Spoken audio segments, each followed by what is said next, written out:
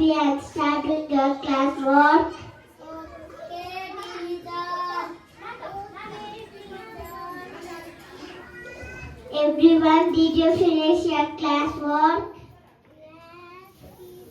Yes, teacher.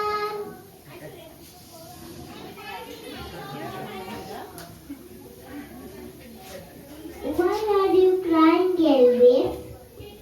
Elvis says I'm done his classwork. Elvis, come here, show me your classwork.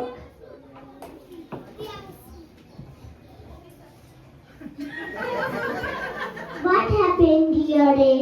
What happened, dear? Why are you crying? My eyes are hurting.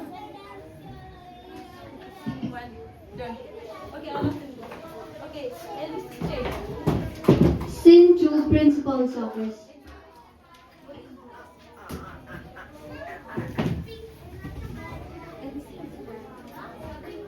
Idea, ma'am, idea.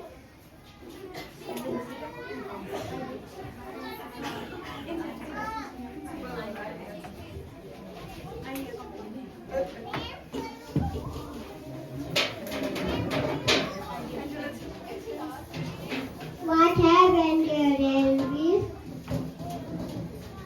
Elvis said his eyes are hurting. It is true, Elvis. Yes.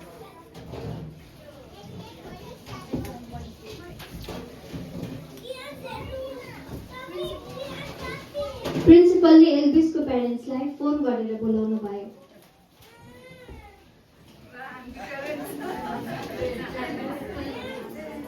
Namaste, ma'am. Namaste, ma'am. एल्भिसले भन्नुभएको छ उहाँको आँखा दुखिरहेको छ। मैले सफा पानीले आँखा सफा गर्दै तर पनि त्यो दुख्नु छोडेन। के घर दुखेछ त बिहानसम्म केही भएको थिएन त राम्रै थियो। स्कुलमा पनि इङ्ग्लिस पिरियड लिनुभन्दा राम्रै थियो। अचानक इङ्ग्लिस पिरियडमा राइटिङ गर्नु थाल्दा मेरो आँखा दुख्यो भनेर अचानक रुनु थाल्नुभयो। घरमा कतिको फोनहरू हुन्छ म्याम? उहाँले त घरमा धेरै मोबाइल हेर्नुहुन्छ भनेको पटक्कै मान्नु हुँदैन। मोबाइलकै कारणले उहाँलाई यस्तो लाग्यो। अब हजुरले उहाँलाई मोबाइल कन्ट्रोल गराउनै पर्छ। हुन्छ म्याम, अब उहाँलाई मोबाइल चलाउन दिन्न। अब हामी घर जान्छौँ। नमस्ते म्याम। उहाँहरू स्कुलबाट घर जानुभयो। घरमा पुगेर एल्भिसले फेरि मोबाइल चलाउन थाल्नुभयो।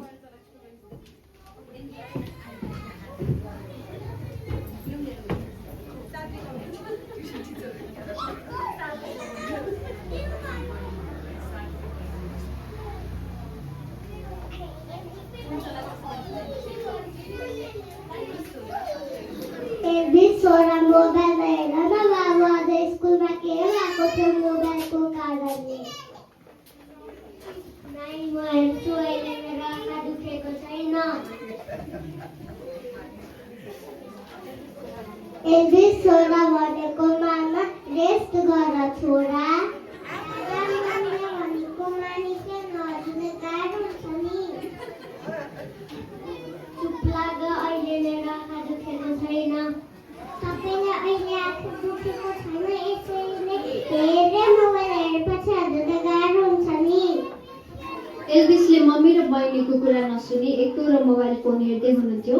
त्यही बेला फेरि एल्भिसको आँखा दुख्छ र उहाँले आँखा दुख्यो भनेर रुन कराउन थाल्नुहुन्छ।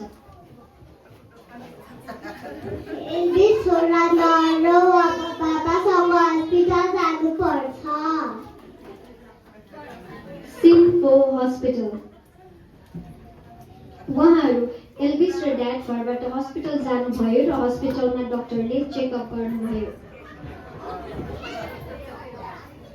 एल्भिस, हजुरले किन धेरै मोबाइल हेर्ने गरेछ हो? मोबाइलकै कारणले हजुरलाई यस्तो समस्या भएको हो। हेरेको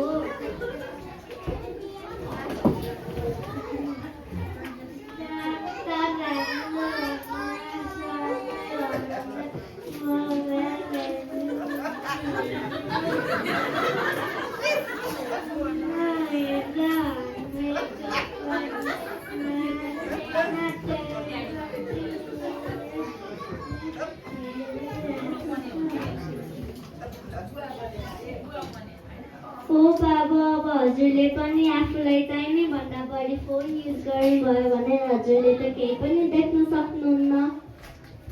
You will become blind. Oh no, I don't want to be blind.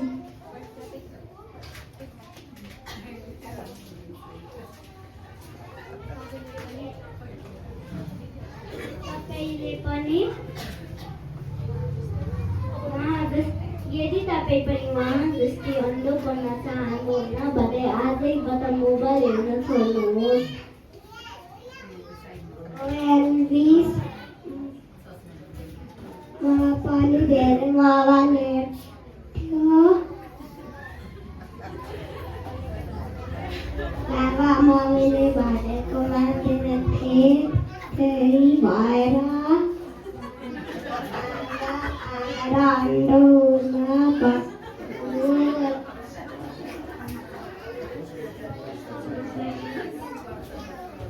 हजुरले पनि आजबाट मोबाइल हेर्न छोडिदिनुहोस्। मम्मी बाबाले भनेको नमानेर यस्तो हुनु पर्यो।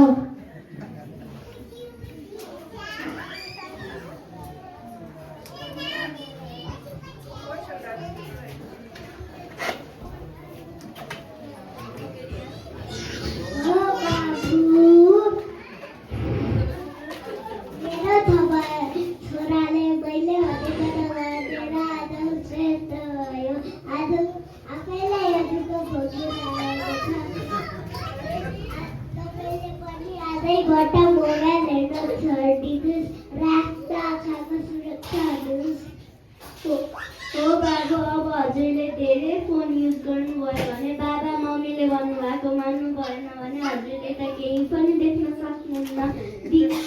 एल्भिस, बी केयरफुल, आजैबाट मोबाइल हेर्न छोड्नुहोस्। ओके ओके, आजैदेखि म आफूलाई चाहिने भन्दा पनि युज गर्दिनँ र मम्मी बाबाले भनेको नै मान्छु र साथीहरूलाई पनि सिकाउने छु। Okay, good Elvis, you are a good boy. Bye bye Elvis, take care. Elvis र उहाँको ड्याड हस्पिटलबाट घर फर्कनुभयो। एल्भिसले पनि डक्टरले भनेको कुरा बुझ्नुभयो अनि बाबा मम्मीले भनेको कुरा पनि मान्नुभयो। सिम्पो स्कुल।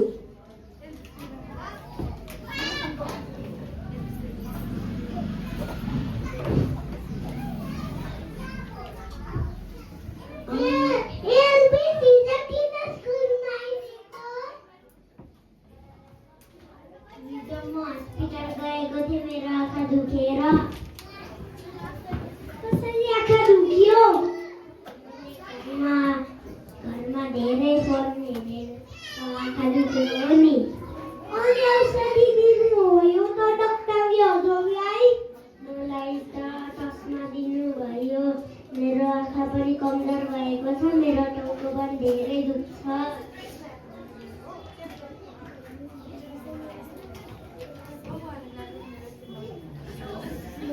म पनि घरमा धेरै फोन हेर्छु नि।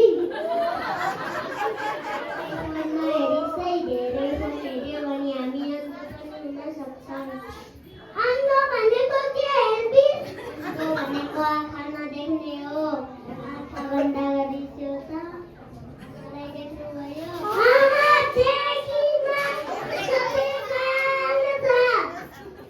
हाम्रो आँखा बिग्रियो भने यस्तै कालो मात्रै देख्छ, अरू केही पनि देख्दैन। अन्धो भनेको यही हो।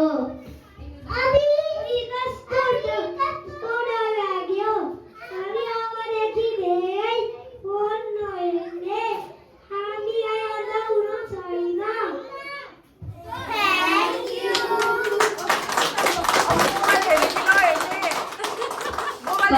सबैजनाले मोबाइल हेर्ने कि नहेर्ने? हेर्यो भने के हुन्छ? अनि आँखा दुखेर के हुन्छ? अन्ध हुन्छ। ओके, भाइ बहिनीहरूलाई साथीहरूलाई